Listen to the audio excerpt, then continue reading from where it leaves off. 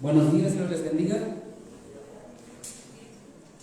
Vamos a continuar con nuestro estudio de la primera carta del apóstol Pedro, que ya tenemos cierto tiempo estudiando esta carta, la primera carta del apóstol Pedro. Como ya lo vimos, es una carta muy profunda. Igual que toda la escritura, toda la Biblia, es digna de analizar y sobre todo es digna de que le brindemos toda nuestra atención, porque es la palabra de Dios, porque es la palabra de aquel que nos dio la salvación, es la palabra de aquel que nos dio la vida eterna. No es por otra cosa más que es la palabra de Dios. Desde el capítulo 1 de esta carta hasta el capítulo 2, en su versículo 8, vimos lo que es la esperanza viva de la salvación y vimos el fruto que debe de dar en la vida del creyente. Si recuerdan, hablamos de lo que es la santidad, hablamos del crecimiento espiritual, pero a partir del versículo 9 del capítulo 2, vemos lo mismo. Es decir, la esperanza viva de la salvación y el fruto que debe de dar, pero ahora en la vida de la iglesia, en la vida de la congregación. Es decir, el fruto que debe de dar como grupo de personas que nos congregamos en el nombre de Dios. A partir del versículo 9, capítulo 2. Así como de manera personal, nuestra vida de manera personal debe de reflejar la vida en Cristo, a nivel congregacional también se debe de reflejar que Cristo mora en la iglesia y que Cristo vive en la iglesia y que Cristo es aquí con nosotros en la iglesia. Anteriormente mencionamos que somos el instrumento que Dios utiliza ante el mundo. Esto es lo que somos, el instrumento que Dios utiliza ante el mundo.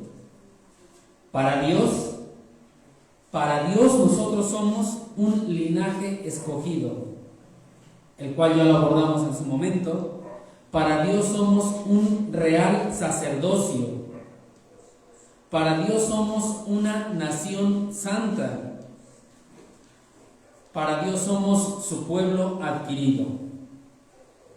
Ahora la pregunta es, ¿para qué somos todo esto? Para Dios. Versículo 9, capítulo 2 nos dice, para anunciar las virtudes de aquel que nos llamó de las tinieblas a su luz admirable. Para eso somos nosotros linaje escogido. Para eso somos real sacerdocio. Para eso somos una nación santa. Para anunciar las virtudes de aquel que nos llamó de las tinieblas a su luz admirable. Y a partir de este versículo 9, todo lo que se nos menciona en esta carta es siempre con miras a la propagación del Evangelio. Es para que el Evangelio de Dios sea propagado. Es con miras a ganar almas para Cristo, almas para Dios, tanto a nivel personal como a nivel congregacional. De una u otra manera tenemos nosotros que propagar el Evangelio.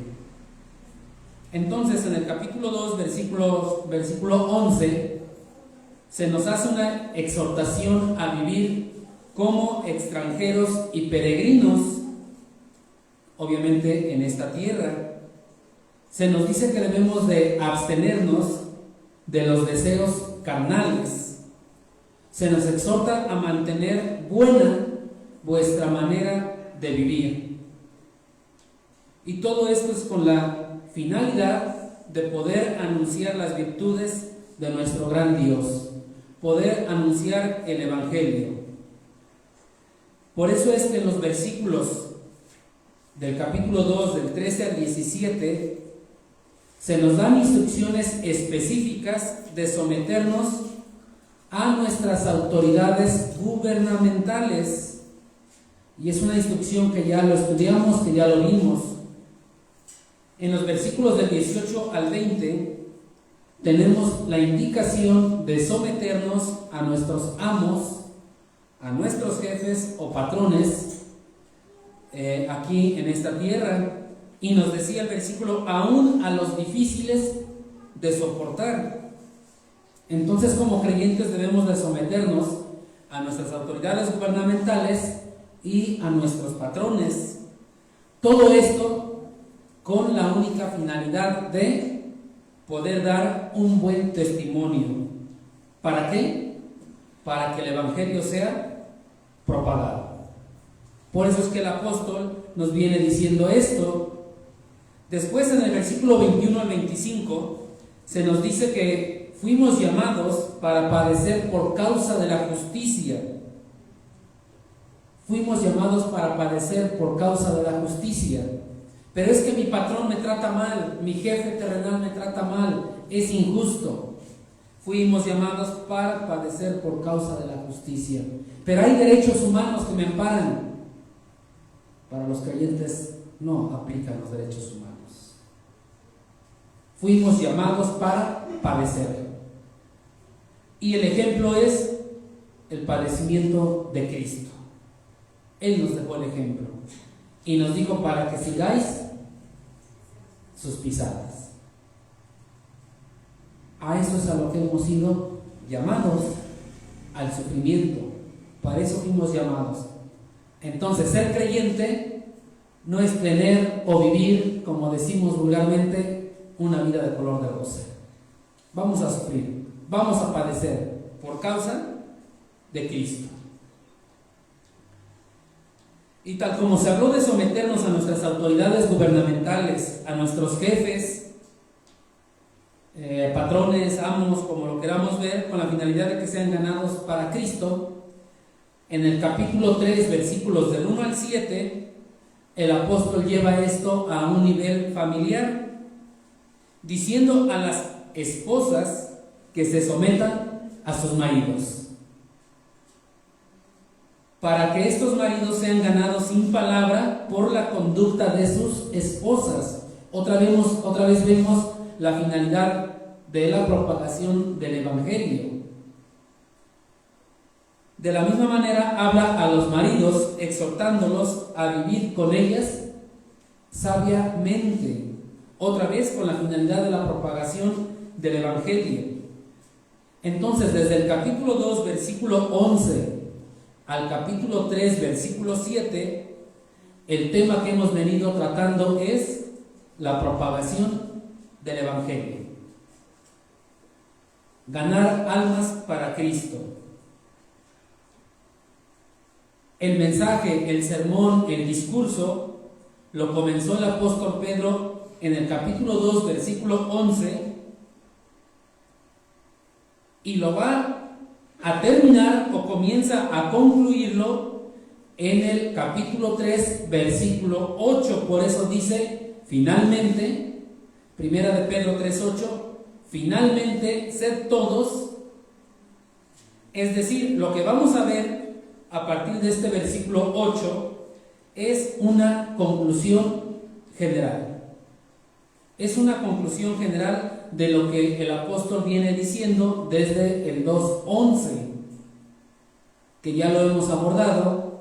Ejemplo de esto, que el domingo pasado terminamos con el versículo 7 y ocupamos 3 domingos para estudiar primera de Pedro 3, del 1 al 7. Entonces, versículo 8 dice, finalmente, y aquí es donde va a comenzar la conclusión del discurso que el apóstol Pedro viene diciendo. Lo que bien sabemos es que los destinatarios de esta carta estaban sufriendo persecución, estaban siendo calumniados, les decían que eran malhechores, de todo lo malo ellos eran los culpables. En medio de esta situación era muy difícil compartir el Evangelio.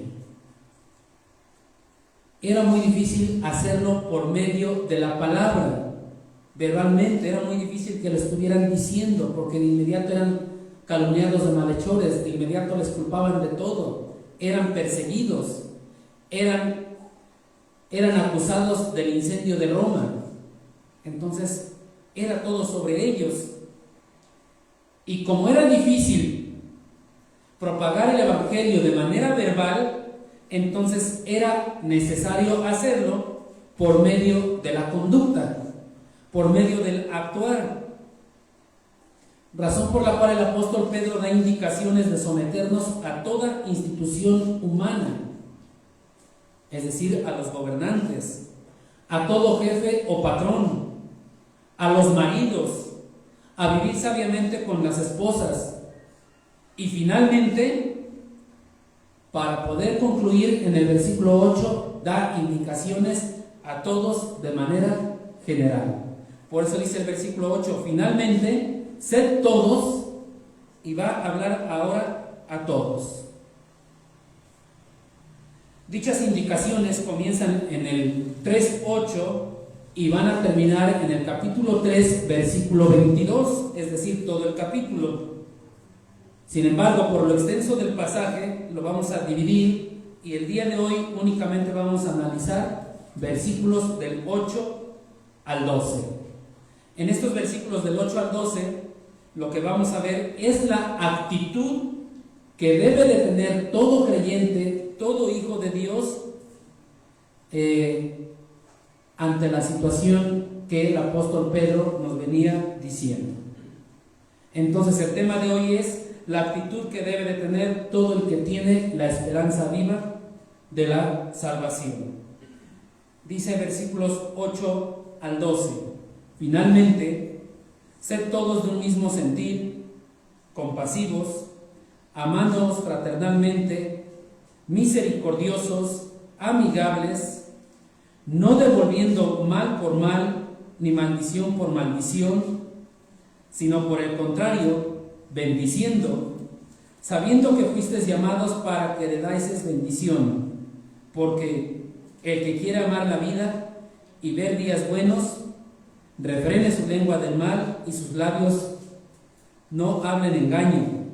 Apártese del mal y haga el bien, busque la paz y sígala, porque los ojos del Señor están sobre los justos y sus oídos atentos a sus oraciones, pero el rostro del Señor está contra aquellos que hacen mal.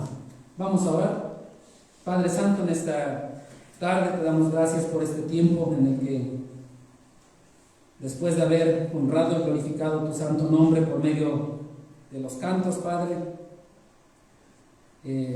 nos permites estudiar tu palabra y te rogamos nos des un corazón dispuesto, un oído atento para poder recibir el mensaje que tú nos quieres dar el día de hoy, Padre. Te damos gracias, bendice tu palabra, bendice este tiempo y que cada uno de los oyentes, cada uno de nosotros, Padre Santo, seamos edificados, seamos alimentados, Padre. Te damos gracias en Cristo Jesús. Amén. Recordemos entonces que lo que vamos a ver el día de hoy es para todos los creyentes, para todos los hijos de Dios, es de manera general. Seas esclavo o no, que en aquel tiempo había esclavos y explicamos también lo de los esclavos, seas empleado o no, seas obrero o no, seas jefe o no, seas casado o soltero, es general para todos los creyentes. Va a aplicar ahora para todos y cada uno de nosotros. Decía un joven de nuestra iglesia que lo del domingo pasado no aplicaba para él porque era para los maridos y que él no estaba casado y por lo tanto no le tocaba. Pero aquí dice ser todos. Entonces, tanto para el casado como para el soltero, lo que vamos a ver le corresponde. En el versículo 8, lo primero que vamos a rescatar es que debemos de tener la actitud correcta. Dice, finalmente, sed todos. Todos tenemos que ser y debemos de tener la actitud correcta. Para poder tener esta actitud correcta, necesitamos desarrollar 5 virtudes espirituales, que son las que vamos a ver en el versículo 8. Tan profunda esta carta, decíamos. Vean la profundidad de esta carta. El domingo pasado, 1 hora fue para un solo versículo, el versículo 7. ¿Por qué es tan profunda esta carta? En un solo versículo el apóstol nos va a dar a conocer 5 virtudes espirituales para que el creyente pueda tener la actitud correcta. Dice, finalmente, ser todos de un mismo sentir. Ser todos de un mismo sentir. ¿Quiénes todos? Todos los hijos de Dios, todos los creyentes, todos los que se reúnen en una iglesia, se congregan en un determinado lugar para alabar al Señor. Este ser todos de un mismo sentir significa que deben de ser armoniosos. Es decir, el grupo de creyentes que se congregan en un determinado lugar están formando una iglesia. Y entonces deben de vivir sin conflicto entre sí. No debe de haber conflicto entre sí, porque ser de un mismo sentir implica ser armoniosos. Para los destinatarios de esta carta era algo complicado. Ellos estaban viviendo en medio de una severa persecución. Ellos estaban siendo perseguidos. Imaginen el conflicto que ellos tenían porque eran perseguidos. Y a esto agregarle conflicto entre ellos, como pueblo de Dios, como creyentes, como congregación, como grupo de personas. Entonces, ¿qué les dice el apóstol? Ser todos de un mismo sentir. Entonces, los destinatarios de esta carta tenían que ser todos de un mismo sentir. Tenían que ser armoniosos entre ellos. ¿Sería complicado para ellos? ¿Sería difícil para ellos en medio de la persecución? Ellos estaban en medio de la persecución y el apóstol les dice que sean de un mismo sentir. Gracias. Ahora, para nosotros, en la actualidad, tenemos que ser también del mismo sentir. No estamos sufriendo persecución como ellos lo sufrían. No hemos sido atacados. Estamos cómodamente en este sentido, ¿no? Estamos muy bien. La pregunta es, en términos generales, ¿el pueblo de Dios estará viviendo en armonía?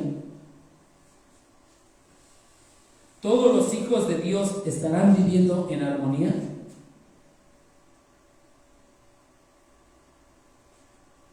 ¿Nuestra congregación estará viviendo en armonía? ¿O habrá conflicto entre sí? ¿Qué es lo que estará pasando?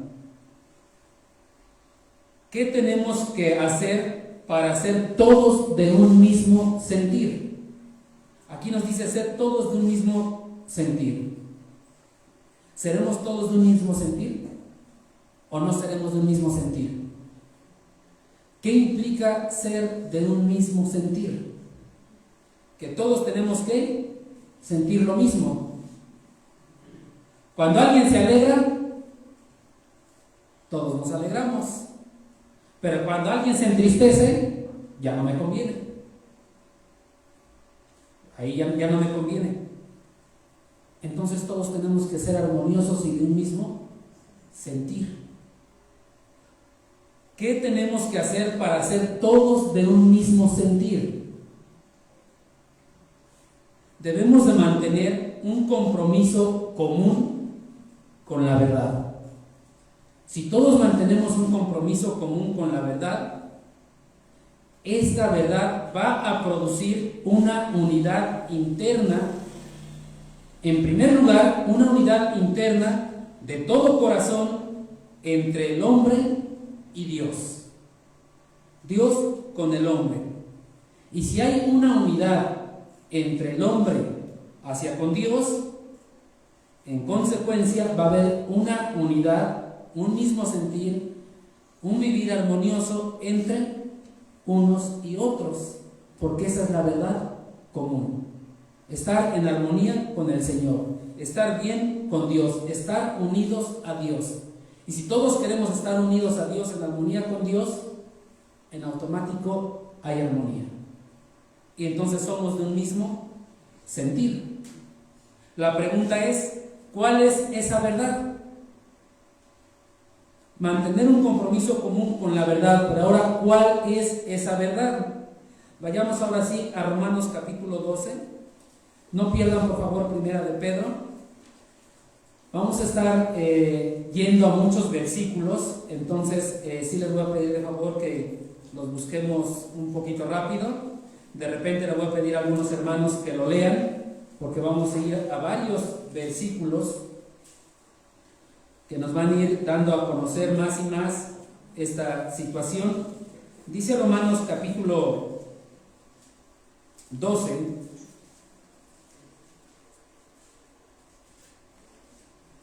versículo 5. Así nosotros, siendo muchos, somos un cuerpo en Cristo. Siendo muchos somos un cuerpo en Cristo y todos miembros los unos de los otros. Todos miembros los unos de los otros.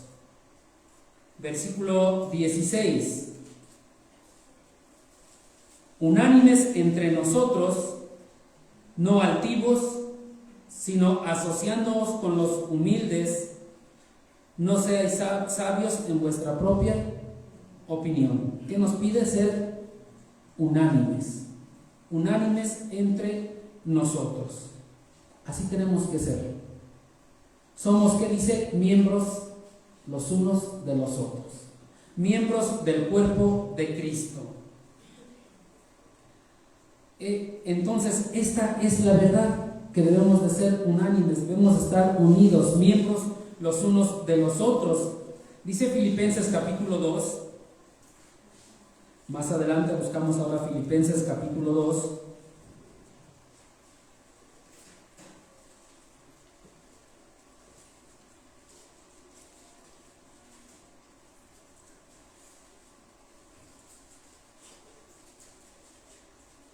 Hermano Jorge Álvarez, lo lee por favor del 1 al 5.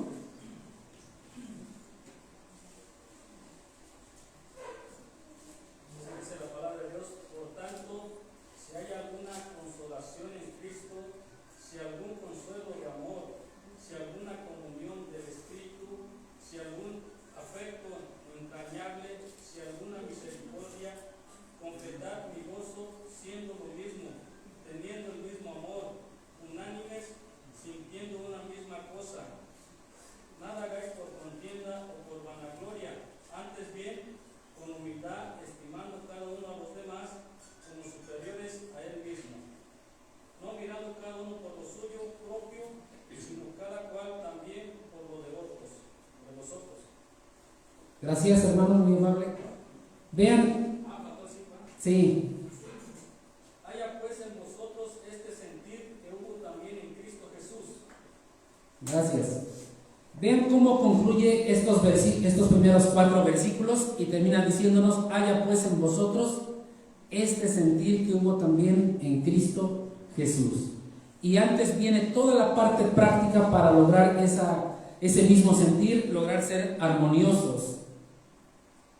Si hay algo de esto como consolación, misericordia, afecto entrañable, etcétera, que dice que tenemos que ser unánimes, nada hagáis por contienda o por vanagloria, antes bien con humildad, y tenemos que estimar a cada uno de los demás como superiores a nosotros mismos.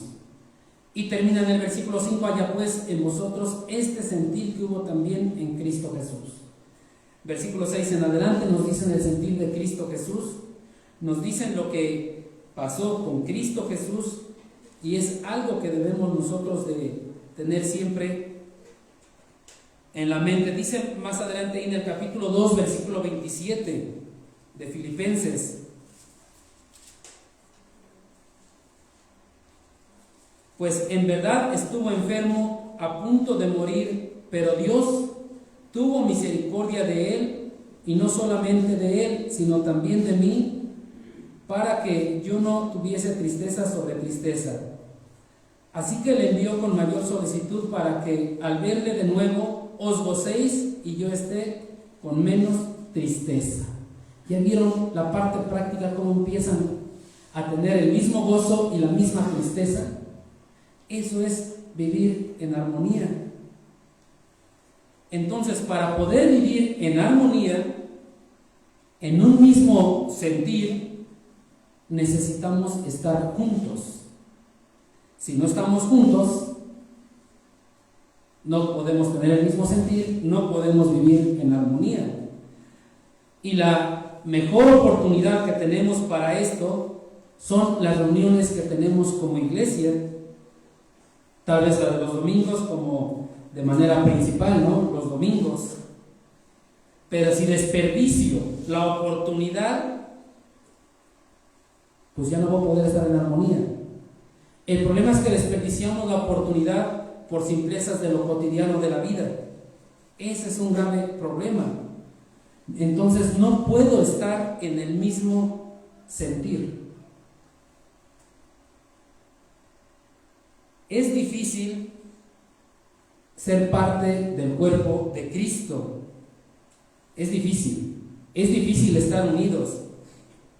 Yo les pregunto, en términos analógicos de un cuerpo humano, ¿qué mano o qué pie querrá estar separado del cuerpo?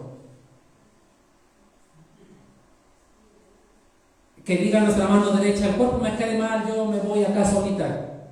¿Va a vivir la mano derecha? No. Ningún miembro va a querer estar así. Entonces, si me separo del cuerpo, tal vez es porque no soy miembro del cuerpo. Porque cualquier miembro va a querer estar unido al cuerpo.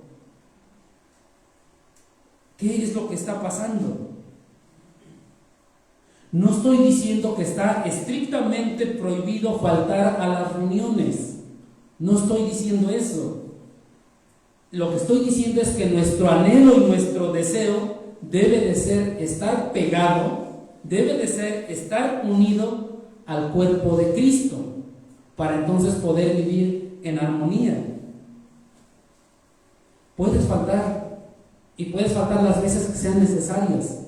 No hay problema en eso, siempre y cuando sea por una verdadera causa importante y no por las simplezas de nuestro vivir diario, no por las simplezas de nuestro andar cotidiano. Como que se me juntó la tarea y me tengo que quedar a hacer la tarea. Se me juntó mi trabajo y me tengo que quedar a hacer mi trabajo. Tengo más gustos por ir a ver el partido de fútbol y pues mejor me voy al partido de fútbol. O mis emociones, ¿no? O el frío, o la lluvia. Y como aquí hay muchos docentes, mi planeación no la hice y la tengo que hacer. Esas son las simplezas de lo cotidiano de la vida. Porque entonces ya sé que dentro de mi trabajo tengo cosas que hacer y las hago con anterioridad, ¿no? Con anticipación, y me organizo en mis tiempos. Entonces, el ser del mismo sentir es de gran importancia. Al grado que Jesús les dijo a sus discípulos, ahí en Juan capítulo 13, versículos 34 y 35, un nuevo mandamiento les dejo, y era un mandamiento del amor: amarse los unos a los otros, y en esto conocerán todos que sois mis discípulos. ¿Cómo? Si tuvierais amor los unos por los otros. Tan importante es esto que Jesús oró. Mismo Jesús oró por la unidad espiritual entre todos los creyentes. Ahora sí vamos por favor al Evangelio de Juan capítulo 17.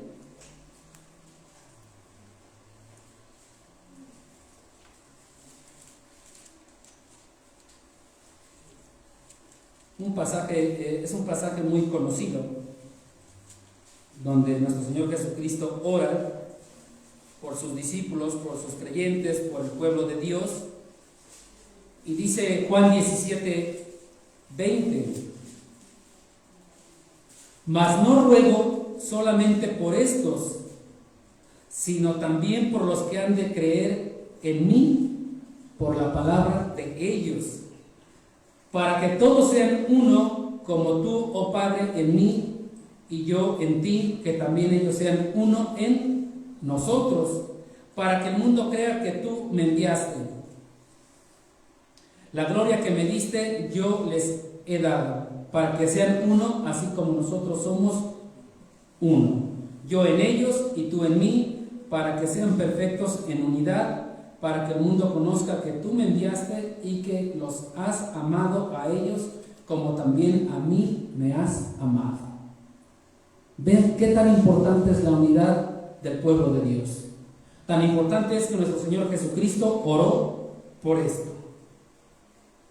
Entonces, dentro del gran amor de Cristo, Él siempre ha querido que haya unión, que haya armonía, es decir, que todos seamos de un mismo sentir. Todos tenemos que ser de un mismo sentir. Pero si no nos juntamos, si no nos reunimos, si no nos congregamos, no sé lo que le pasa a él, lo que le pasa a ella, no saben lo que me pasa a mí y nadie supo nada.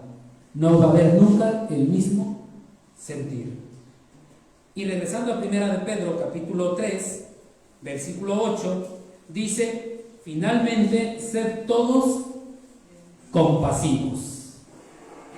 Primero nos dice de un mismo sentir y ahora nos dice sed todos compasivos, que sería la segunda virtud. Y aquí significa tener en común el mismo sentimiento. Tener en común el mismo sentimiento. Es decir, compasivos con los sufrimientos de otros. Para tener en común el mismo sentimiento, necesitamos ser del mismo sentir.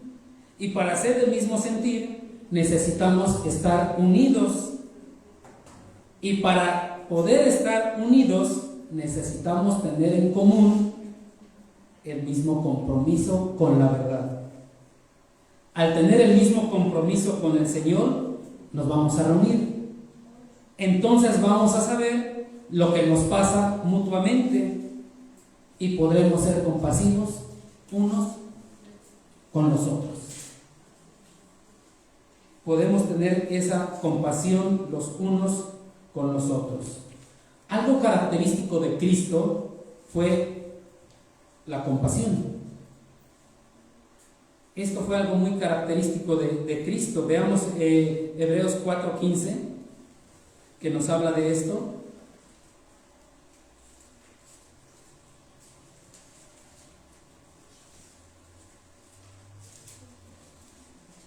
Vemos a Cristo como ejemplo de la compasión y dice Hebreos 4:15: porque no tenemos un sumo sacerdote que no pueda compadecerse de nuestras debilidades, sino uno que fue tentado en todo según nuestra semejanza, pero sin pecado.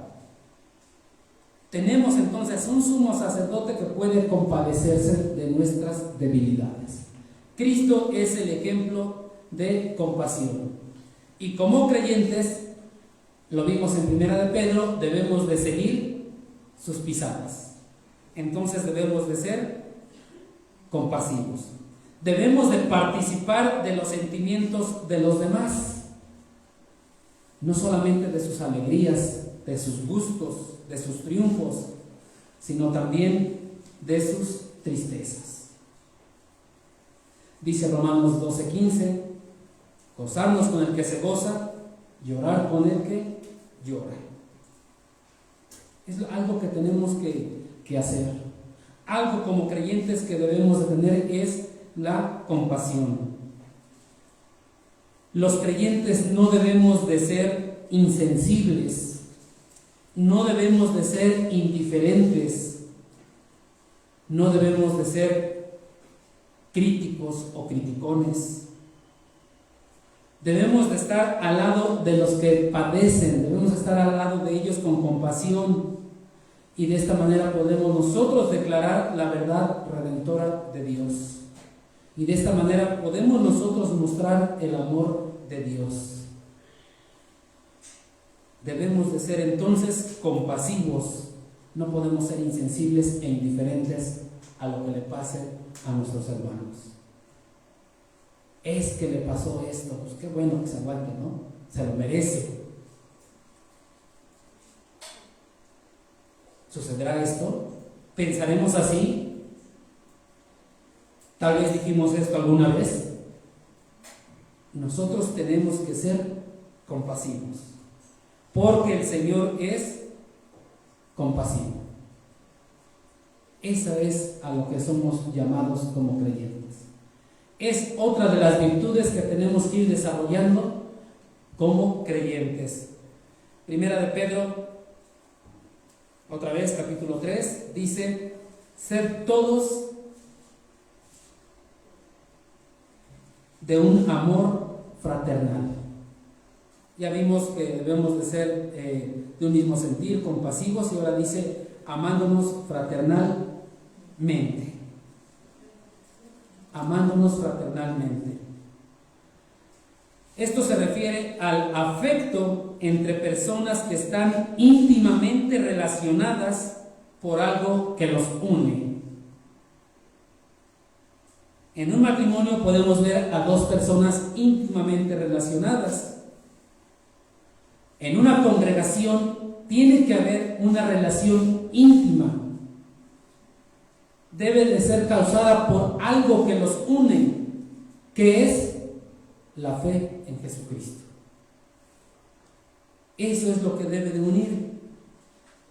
Aquellos que tienen este amor o este afecto lo van a demostrar siempre.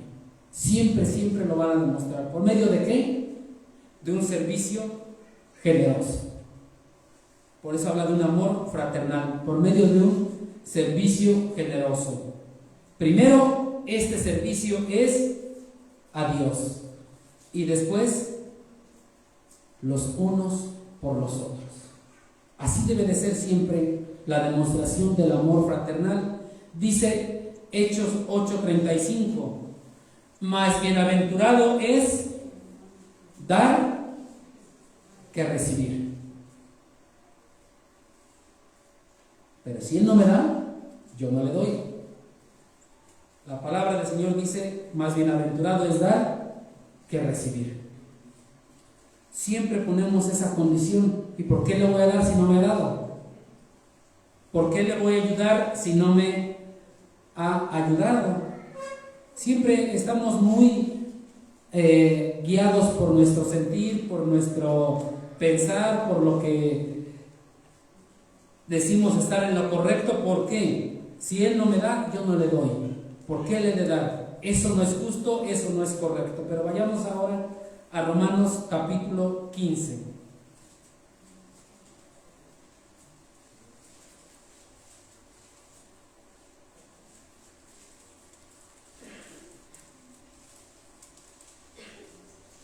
Vamos a ver lo que nos dice la palabra de Dios en Romanos 15.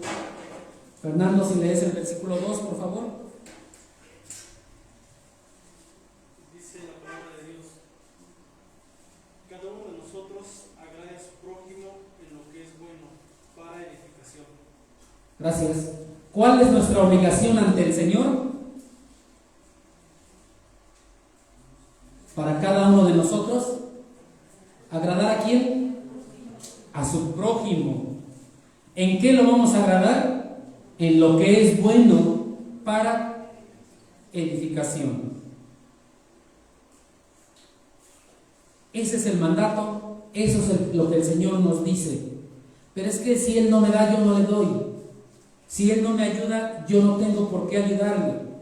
Si Él no me vio, yo no tengo por qué verle.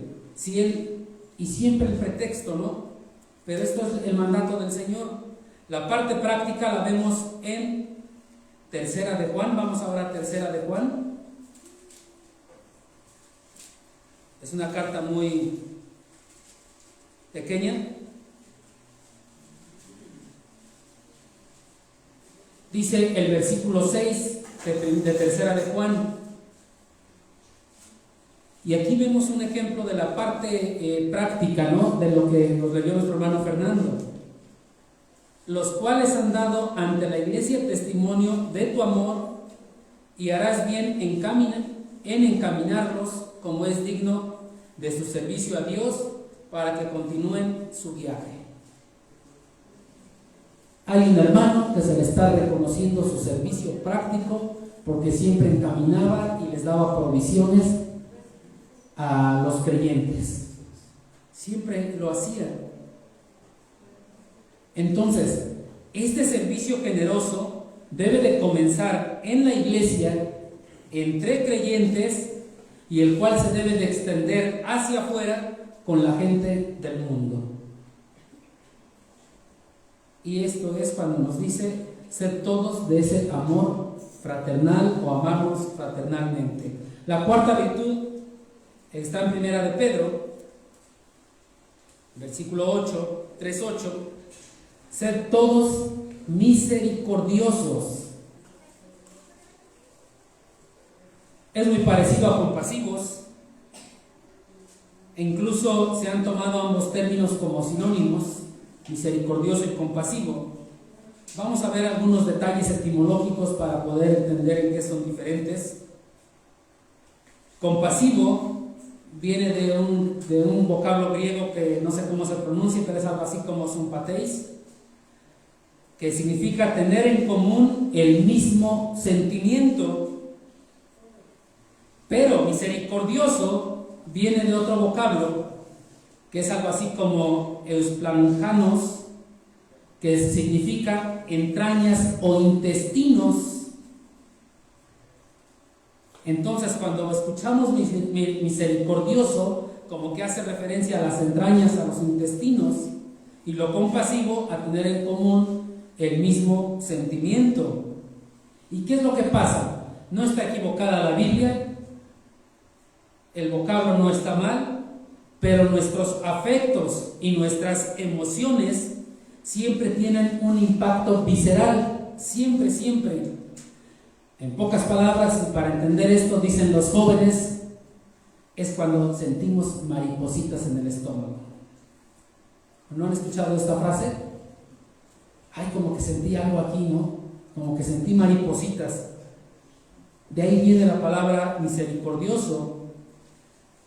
Entonces, esta palabra misericordiosos implica una clase muy poderosa de sentimiento, muy fuerte, y la palabra del Señor nos llama a ser misericordiosos. Es tan fuerte que lo sentimos ahí en el estómago, lo sentimos ahí en las entrañas, y por eso sentimos esas maripositas en el estómago, ¿no? Que normalmente los jóvenes no las sienten por ser misericordiosos, las sienten por otra cosa. ¿Por qué será? Por enamorados, dice, cuando ven a la chica pasar, ¿no? Y sienten esas maripositas en el estómago. Pero la Biblia, en Efesios capítulo 4, nos dice algo y nos da un llamado a todos los creyentes. Efesios 4, versículo 32. Hermano Agustín, ¿lo lee, por favor?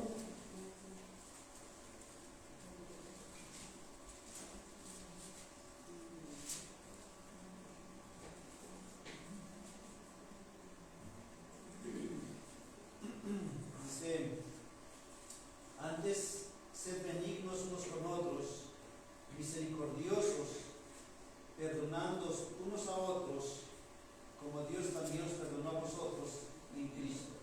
Gracias. El mandato es que seamos ¿qué? Somos llamados a ser misericordiosos. Ese afecto tan fuerte, pero tan fuerte, que debemos de sentirlo en las entrañas. Es algo sumamente poderoso y nos conmueve a ser compasivos. Entonces la expresión implica que estás tan afectado por el sufrimiento de otros, tan afectado por el sufrimiento de otras personas, tan afectado por el sentimiento o sufrimiento de tus hermanos, que lo sientes tan profundamente en ti, al grado que impacta visceralmente en tu ser, al grado que lo sientes ahí en tus entrañas, al grado que sufres igual que tu hermano que está sufriendo. Esta misericordia que debemos de expresar a los hermanos debe de ser como la compasión misericordiosa de Dios. La compasión misericordiosa de Dios fue expresada por los pecadores, para los pecadores, por medio de su Hijo. Y por esa misericordia sabemos que mandó a su Hijo, siendo perfecto, siendo santo, a que viniera a morir aquí como ser humano, a morir en una cruz, por expresión de esa misericordia. Esa misericordia tan grande, tan fuerte, que es de nuestro Señor. Y Él expresó misericordia por nosotros los pecadores. Y a eso somos nosotros llamados, a ser misericordiosos, no ser indiferentes por el sufrimiento de los demás. Tenemos que ser nosotros misericordiosos con nuestros hermanos. La siguiente virtud dice ser todos amigables. Primera de Pedro 3:8. Ser todos amigables. No quiere decir que todos somos cuates de todos. Y tú eres mi cuate, vente. Tú no eres mi cuate, vete para allá. Eso no puede existir en la iglesia del Señor. Recuerden que este mensaje es para los creyentes, es para los que se congregan. Amigables viene de una palabra griega que quiere decir mente humilde. Mente humilde. Entonces, la palabra de Dios en bastantes versículos nos dice que debemos de ser humildes. Siempre nos dice que debemos de ser humildes, nos dice que debemos de andar con humildad. Y siempre nos está inculcando que seamos humildes. Dice Colosenses 3:12, vestíos de humildad. Entonces siempre nos está indicando que seamos humildes. Dice Santiago 4:6, Él da gracia a los humildes. Siempre nos pide que seamos humildes.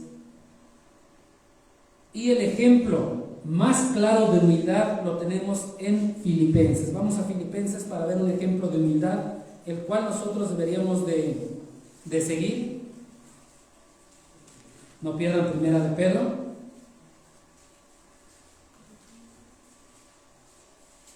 Filipenses capítulo 2.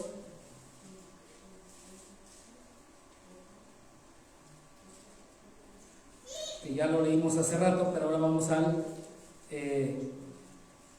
versículo 5 al 8. Dice la palabra de Dios: haya pues en vosotros este sentir que hubo también en Cristo Jesús, el cual, siendo en forma de Dios, no estimó el ser igual a Dios como cosa a que aferrarse, sino que se despojó a sí mismo, tomando forma de siervo, hecho semejante a los hombres, y estando en la condición de hombre, ¿qué dice?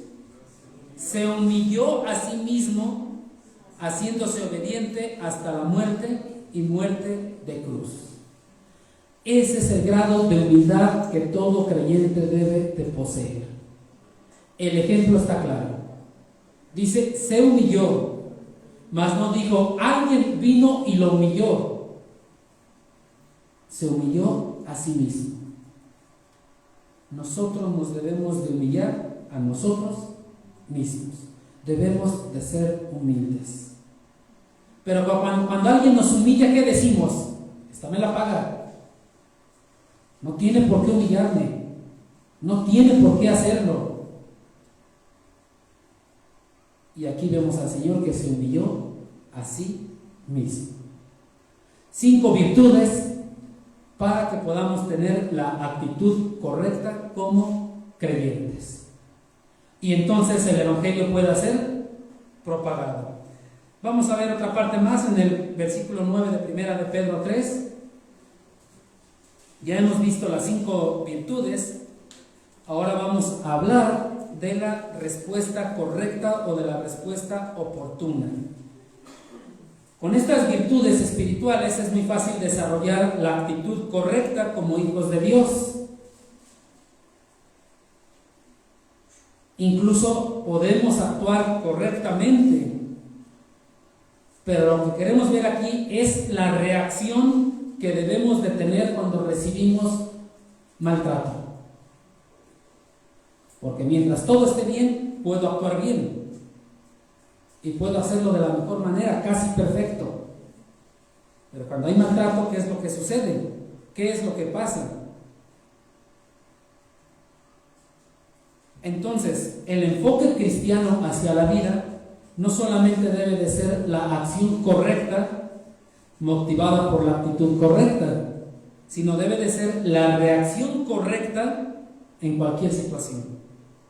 Más cuando recibimos maltrato. Dice el versículo 9, no devolviendo mal por mal, ni maldición por maldición, sino por el contrario, bendiciendo, sabiendo que fuisteis llamados para que heredáis bendición.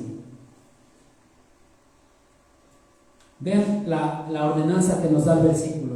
No devolviendo mal por mal. No.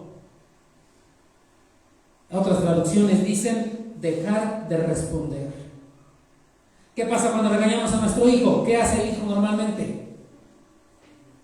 Luego responde, ¿no?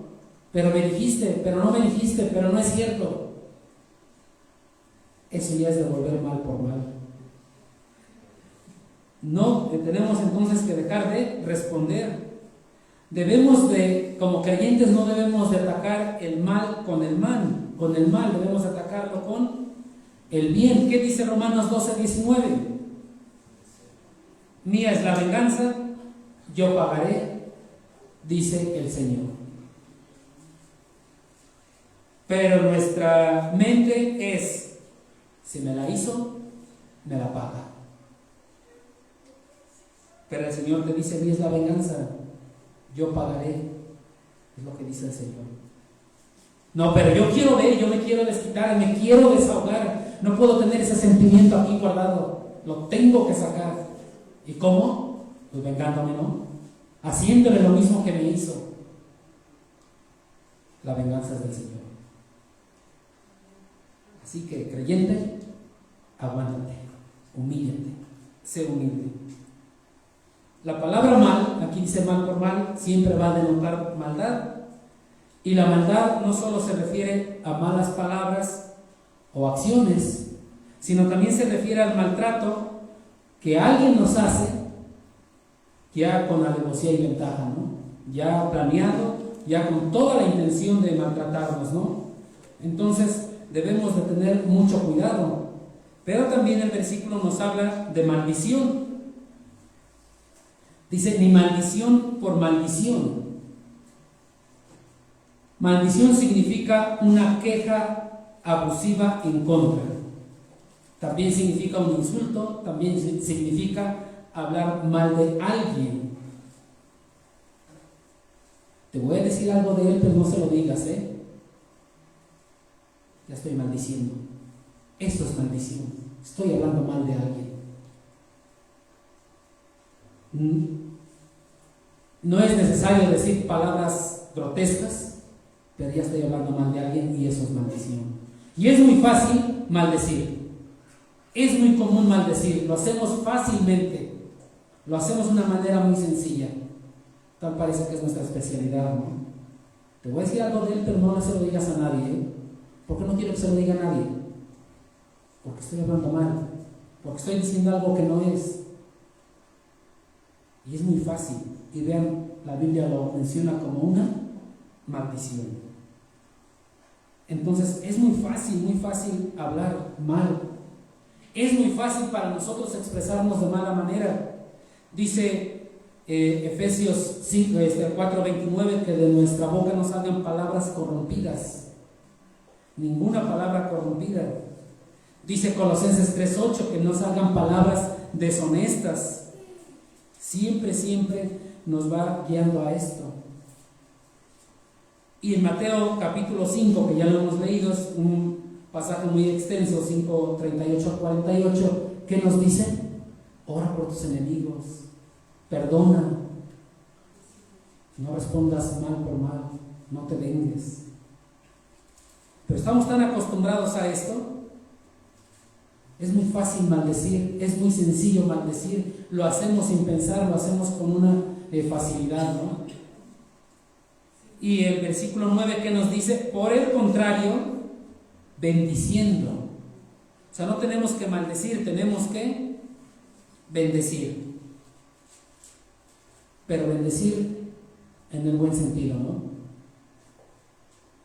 ¿Les ha tocado que en el semáforo o en algún estacionamiento o algo no llevas las moneditas para darle a la persona y te dice, que Dios te bendiga dándote más? ¿Han sentido esa expresión de cómo se los dice Dios te bendiga dándote más? Te lo dice con coraje, te lo dice con resentimiento. Eso no es bendecir. Así te lo dicen. Eso no es bendecir. Te lo dice con cierto sarcasmo, con cierta burla, porque no le diste nada. Eso no es bendecir. ¿Qué implica entonces bendecir? Bendecir se deriva de la palabra elogio, y entonces quiere decir que vamos a elogiar, o vamos a alabar, o vamos a hablar bien del otro. Eso es bendecir. Y lo podemos bendecir de varias maneras. ¿Cómo? Amando a nuestros hermanos, amando a otras personas de manera incondicional. ¿Por qué de manera incondicional? Porque Dios es amor. Y si Dios mora en nosotros, entonces el hermano, el creyente, ¿qué tiene que ser? Amor. Y es amar de manera incondicional. De esta manera estás bendiciendo a alguien. ¿Cómo vas a bendecir a otras personas también? Al orar por la salvación de un incrédulo. ¿Cuántos de nosotros oramos por salvación de algún incrédulo familiar que conozcamos, algún amigo, alguna amistad? Con eso ya estás bendiciendo. Vamos a bendecir a los demás expresando gratitud por ellos. Yo les pregunto, ¿cuántas veces hemos dado gracias a Dios por aquel que me ofendió? Sí, ya lo perdoné, no tengo nada contra él. Pero cuando me entero que le pasó algo, qué bueno, ¿no? Hemos dado gracias a Dios por alguien así. Eso es bendecir. Bendecir también es perdonar a aquellos que nos persiguen y nos maltratan. Nos cuesta trabajo bendecir. Ya me maltrató, ¿y cómo lo voy a bendecir? ¿Cómo le voy a ayudar todavía? No tengo por qué ayudarle. Entonces el Señor siempre nos va a decir en infinidad de versículos que debemos de bendecir siempre. Bendecir, bendecir, bendecir. El creyente siempre debe de estar bendiciendo. En todo tiempo, en todo momento. Vayamos por favor a Mateo capítulo 18.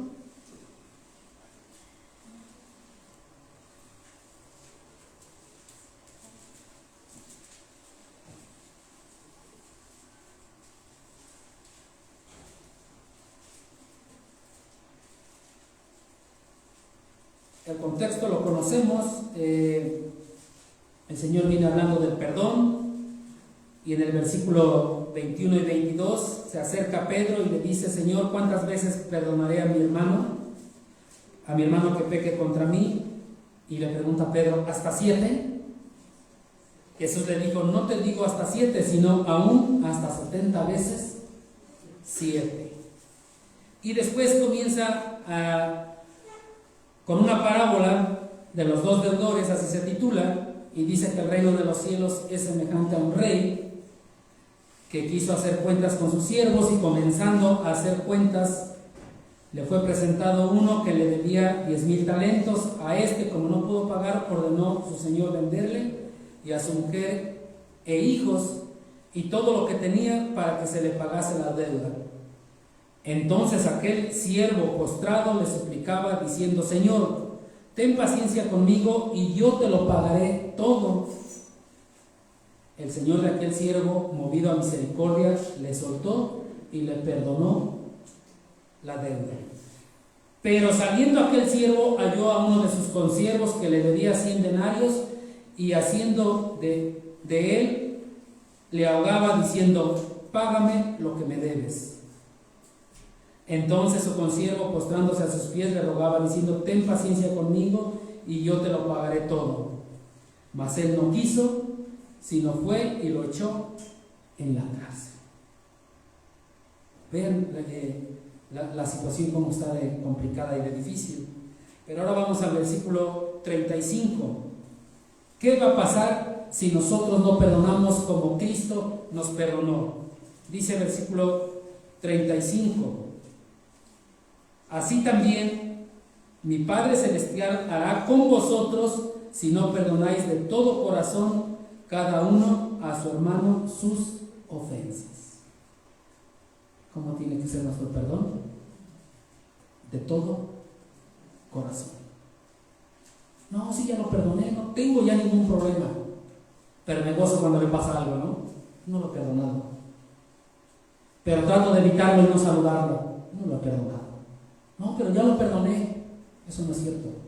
Nuestro perdón tiene que ser de todo corazón. Y si es así, cuando le pasa algo, ya no me voy a gozar. Ya no.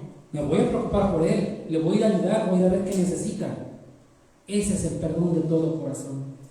Entonces debemos de perdonar de todo corazón. Regresando a 1 de Pedro 3:9, dice: sabiendo que fuisteis llamados para que heredaseis bendición. Entonces, como creyentes, no debemos devolver mal por mal, sino debemos de bendecir. Fuimos llamados para recibir un regalo. Fuimos llamados para recibir una bendición. ¿Cuál es esa bendición? Es una bendición divina, es una bendición inmerecida y eterna. ¿Cuál es? El perdón. El perdón que Dios nos da por nuestros pecados. Era una deuda que nosotros, todos juntos como humanos, no íbamos a poder pagar, pero Dios la pagó en nuestro lugar. Nos da ese perdón, nos da eso. Para esto fuimos llamados. Entonces, si esto es tan grande es Dios, tan grande es el pecado, tan grande es la ira, y Dios nos perdonó, en base a este perdón, el creyente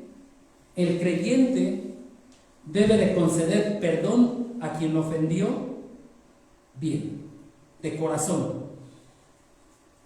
Y debe de ser una consecuencia fácil y sencilla. Si entendemos qué es lo que nos perdonó el Señor, si entendemos de dónde nos rescató, entonces perdonar a aquel que nos ofendió debe de ser algo fácil y sencillo, sin necesidad de que me pida perdón. Yo lo debo de perdonar,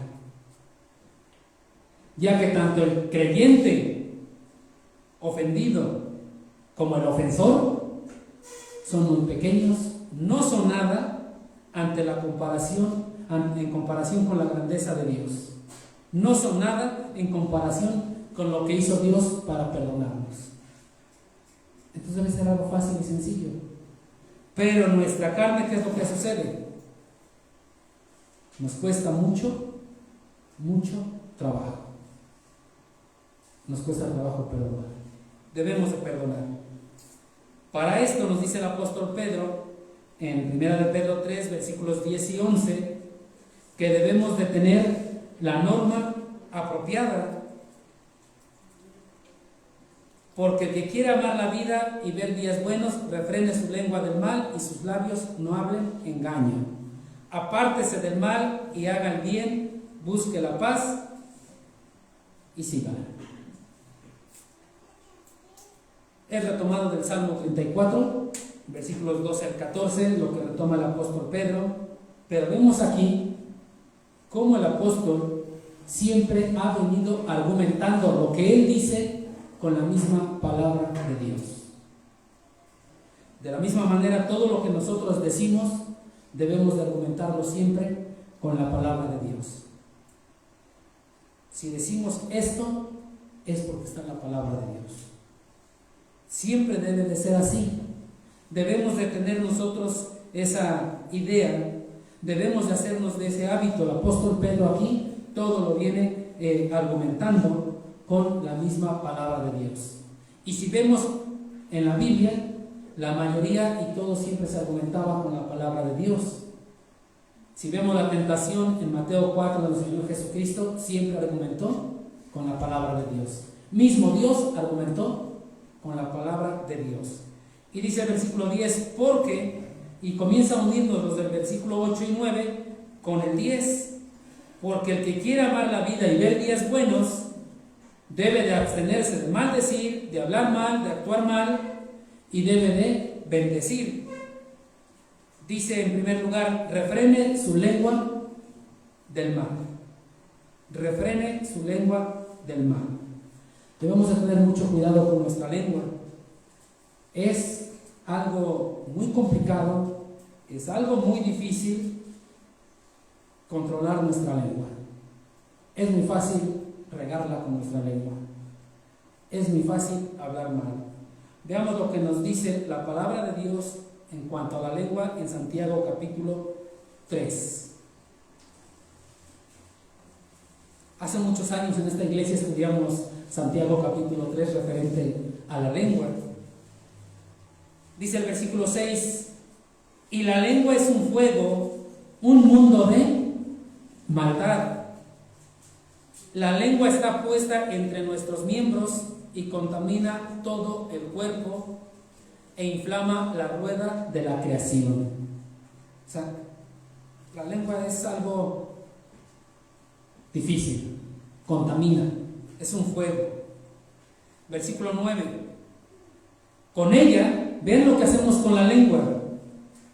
Bendecimos al Dios y Padre, y con ella maldecimos a los hombres que están hechos a la semejanza de Dios. ¿Saben qué complicada es la lengua, no? Acabo de bendecir a Dios y dice ahora estoy maldiciendo a los hombres. ¿Y los hombres qué dice que son? Hechos a la semejanza de Dios. Versículo 10. De una misma boca proceden bendición y maldición. De nuestra boca proceden ¿qué? Bendición y maldición. Hermanos míos, esto no debe de ser así. Versículo 11. ¿Acaso alguna fuente hecha por una misma abertura, agua dulce y amarga? ¿Acaso por mi boca puedo bendecir y maldecir? Esto no debe de ser así, dice hermanos míos. 12. Hermanos míos, ¿puede acaso la higuera producir aceitunas o la vid higos? Así también ninguna fuente puede dar agua salada y agua dulce. ¿Ven lo complicado de la lengua? Es algo difícil y es algo muy complicado, ¿no? Pero tenemos que tener cuidado con nuestra lengua. Dice el versículo 10, y sus labios no hablen engaño. El creyente tiene que estar comprometido con la verdad, pero no solamente con la verdad bíblica, sino con la verdad de las circunstancias. Siempre tiene que estar comprometido con la verdad, tanto la verdad bíblica como las circunstancias. Porque si a un creyente le decimos y le preguntamos, ¿verdad que Jesucristo no es Dios? El creyente nos va a decir que sí o que no. Nos va a decir si es Dios, porque está comprometido con la verdad. Pero si el creyente le pasó algo que le compromete y le complica la vida, va a decir, no me pasó. Y ahí sí lo dicen. ¿Por qué en el primer caso no mintió? Porque estábamos hablando de Dios, ¿no? ¿Y por qué en el segundo caso sí miente? ¿Ya vieron cómo la boca fácil bendición y fácil maldición?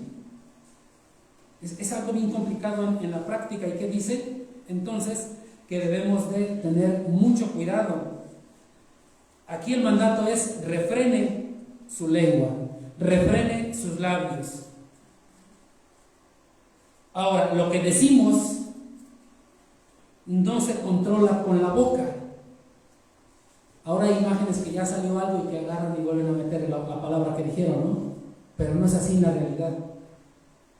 Sino se controla en el interior, se controla en el corazón, dice Mateo 12:34, porque de la abundancia del corazón habla la boca.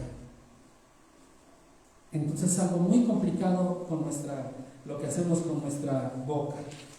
Versículo 11 de 1 de Pedro 3, tenemos 4 mandatos.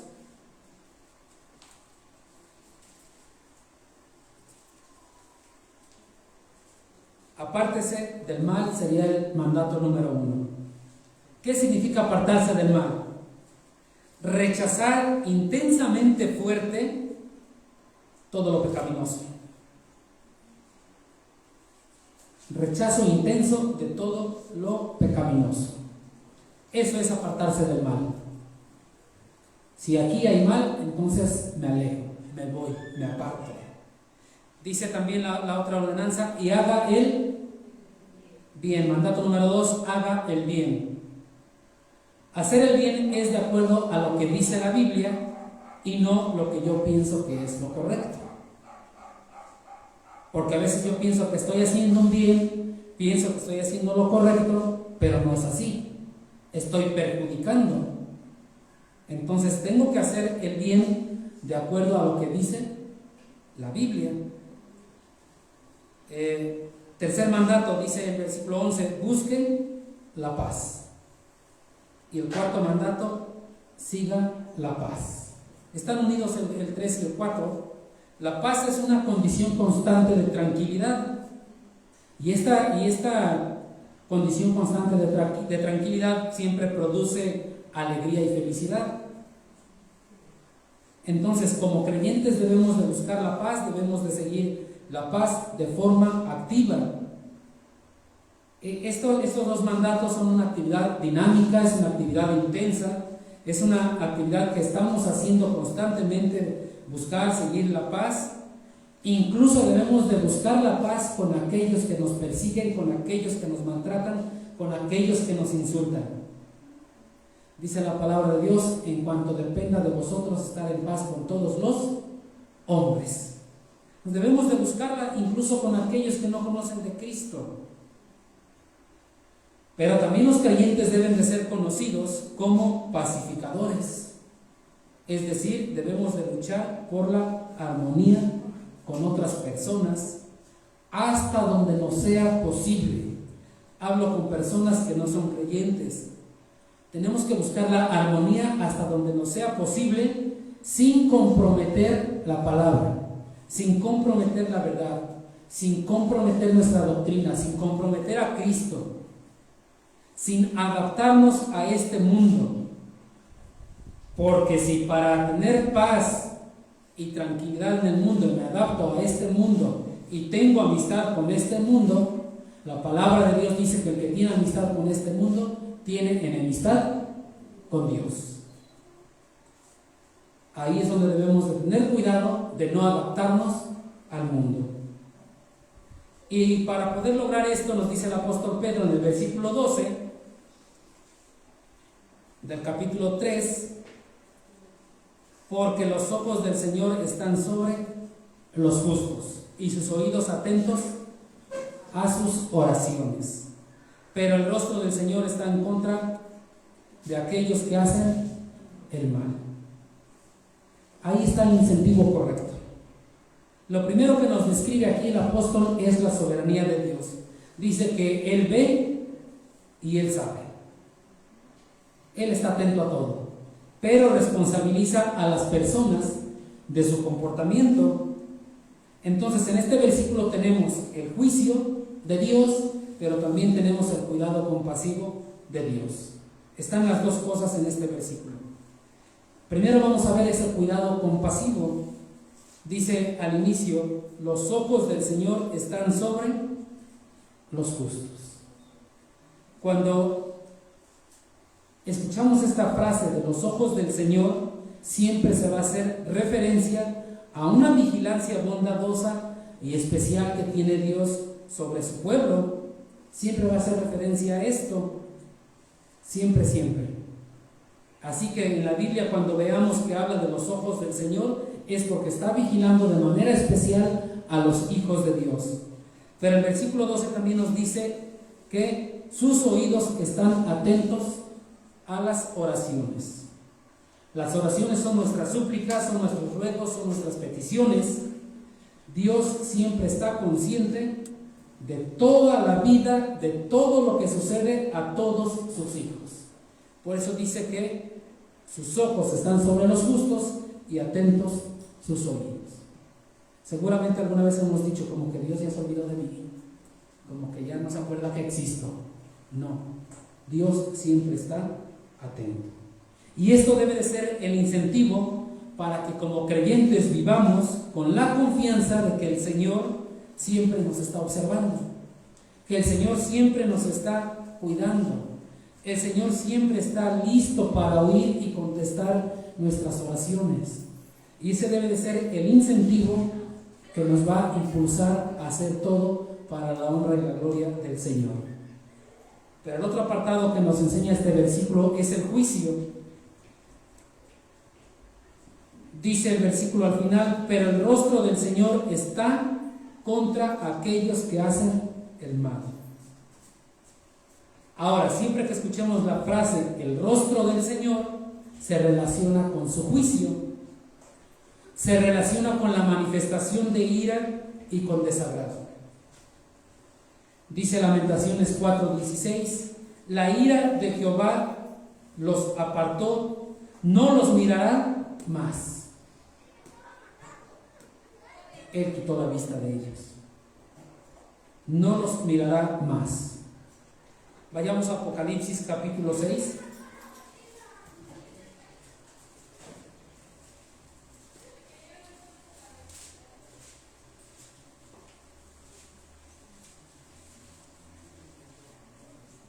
En Apocalipsis 6:16 vemos lo fuerte que es esto. Dice 6:16: y decían a los montes y a las peñas: caed sobre nosotros y escondednos del rostro de aquel que está sentado sobre el trono y de la ira del Cordero. ¿De quién se querían esconder? Del rostro. Vean cómo era tan fuerte esto que dicen a los montes y a las peñas: caer sobre nosotros. Caer sobre nosotros y escondernos del rostro de aquel que está sentado sobre el trono. Entonces, cuando vemos que habla del rostro, es la ira del Señor. El incentivo es que sus ojos y sus oídos están atentos sobre los hijos de Dios. Y debemos de gozarnos porque Él nos está mirando. Pero cuando esconda su mirada de nosotros y nada más sea su rostro, ahí hay que tener cuidado. Saber esto nos debe entonces de motivar a tener la actitud correcta que la vimos en el versículo 8 en medio de este mundo en el cual nosotros estamos viviendo. Y la finalidad de tener esta actitud correcta es que el Evangelio sea propagado. Esa es la finalidad.